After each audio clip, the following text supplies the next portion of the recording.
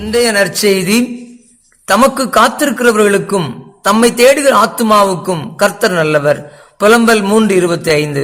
ஆண்டவர் புதிய வருடத்தின் முதலாம் மாதத்தை வெற்றியோடு கடக்க செய்திருக்கிறார்.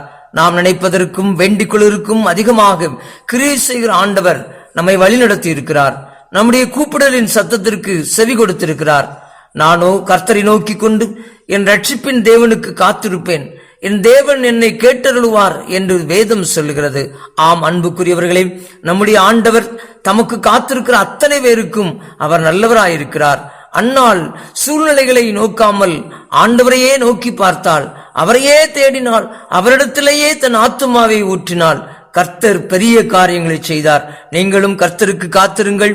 அவர் நிச்சயமாக அற்புத அடையாளங்களை உங்கள் வாழ்க்கையிலும் செய்வார். அப்படிப்பட்ட கிருபை ஆண்டவர் உங்களுக்கு தருவாராக. ஆமென்.